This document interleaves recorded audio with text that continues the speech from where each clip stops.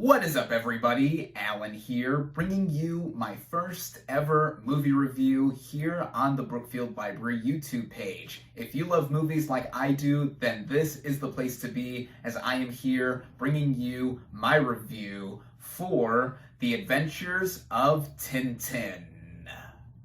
Based on the comic book series of the same name by Belgian cartoonist Hergé and inspired by 3 volumes from that series, the plot of this 3D computer animated action-adventure film basically follows our title character, Tintin, played by Jamie Bell, a young journalist who, with his dog Snowy and accomplice Captain Haddock, played by Andy Serkis, are on the search for the treasure of the Unicorn, which was a ship captained by Haddock's ancestor, Sir Francis Haddock, also played by Serkis. And while they are doing so, they are being pursued by Ivan Ivanovich Sakharin, played by Daniel Craig, who is the descendant of the nemesis of Sir Francis Haddock, Red Rackham, also played by Craig.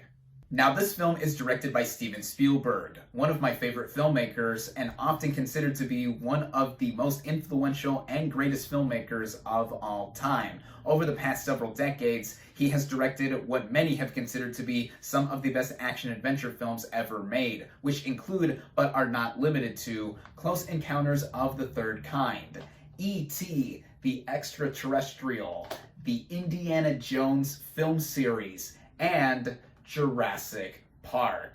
And after doing all those films, he brought The Adventures of Tintin back in 2011, which he made with producer Peter Jackson, who's also considered to be a great filmmaker, having made films such as the Lord of the Rings trilogy, which is considered to be among the best fantasy film series of all time.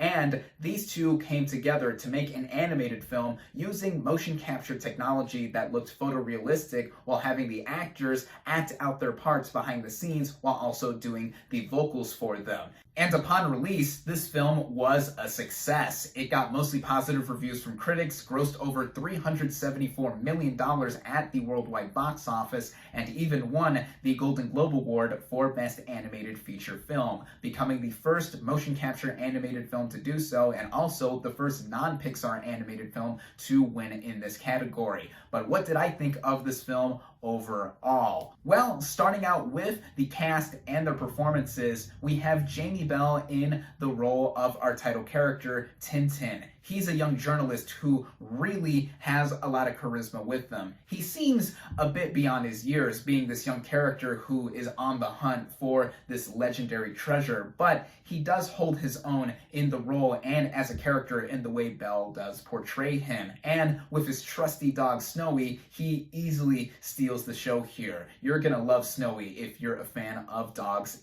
Alongside Tintin and Snowy, we have Captain Haddock, played by Andy Serkis, who is this constantly drunk captain who is also on the search for this treasure from his ancestor, Sir Francis. Andy Serkis is a legend of motion capture acting and has really pioneered this kind of technology with other films beforehand, such as within Peter Jackson's Lord of the Rings trilogy as Gollum, and eventually with the Planet of the Apes trilogy he would do starting in the same year of this film's release, 2011. Serkis here is outstanding, and we also have Daniel Craig as the villainous Sakharin, who is after this treasure too. Among film fans, he is most notable for being the most recent actor to play James Bond, and here in a villainous role, he is sinister in his demeanor and being a threat for Tintin, Haddock, and Snowy. I thought Craig did a very good job, as well as Nick Frost and Simon Pegg as 2 bumbling police officers, Thompson and Thompson, who look identical, but their names are slightly different in spelling.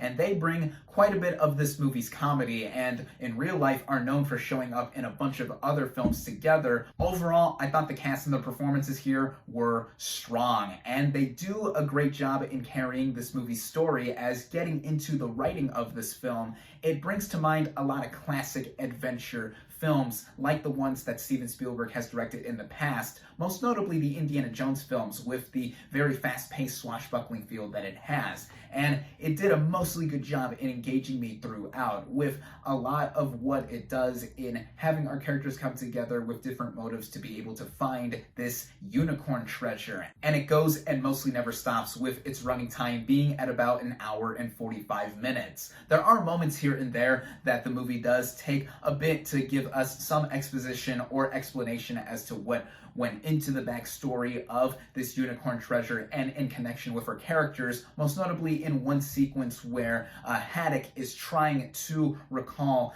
the story of his ancestor Sir Francis going against Red Rackham. As visually stunning as I found that moment of the film to be, which I'll get into more with this movie's animation, it brought to mind the biggest issue that I do have with this film, and it has to do with the movie sometimes overwhelming us with information here and there while going at that consistently fast pace that it goes for all throughout the adventure. But I didn't think that was ever enough to distract me from how this movie has a lot of pros with it. This is especially the case for adventure fans who will get involved with the story from the very start all the way until the very end. And this has the movie supplement us as well with the animation. Now, like I mentioned earlier, this is a film that plays around with motion capture CGI technology where the actors are on screen but animated with different models while doing their vocal parts. This animation style is very hit and miss, even to the point of when this movie was released back in 2011. But I gotta say that this is one of the better examples of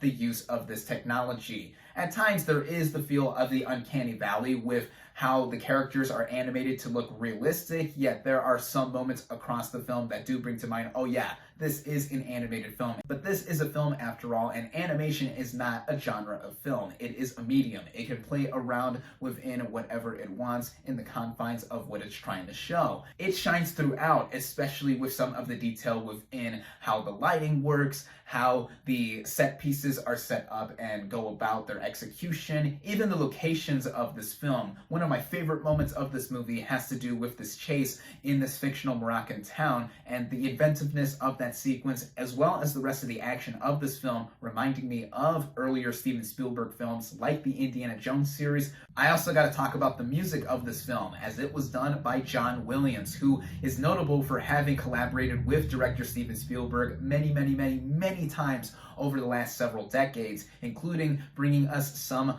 of the most recognizable movie themes ever, like the ones from Jaws, Indiana Jones, E.T., what have you, all of that. And here with The Adventures of Tintin, John Williams brought an original score that feels a lot like the classic adventure serials from the era of Indiana Jones, and even before then with the movies that ended up inspiring Indiana Jones. And it's no wonder that John Williams actually ended up scoring an Academy Award nomination for his work on this film, and it is so well deserved. All in all, I gotta say that I really enjoyed The Adventures of Tintin. This is a film that really does bring back a lot of feel and memories of films that Steven Spielberg had directed earlier in his career, especially with the time period that this movie is set in, which I believe takes place around the 1940s. Is this among my favorite Steven Spielberg films that he has directed across his illustrious career? I wouldn't say it's up at the very top, but among his more recent films that he has helmed within the past decade,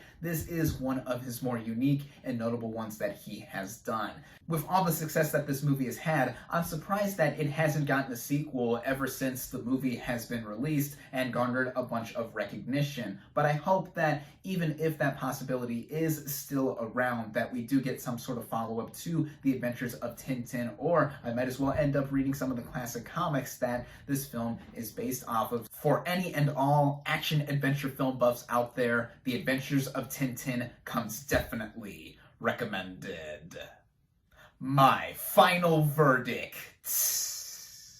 for The Adventures of Tintin is 4 out of 5 stars.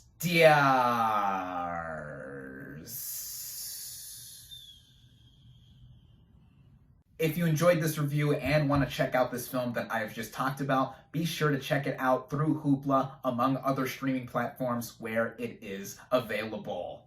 Thank you all, as always, for watching. Be sure to like this video, comment on what you thought of The Adventures of Tintin. Social media links for the Brookfield Library in the description. Subscribe to the channel for more, and I'll catch you on the next movie review.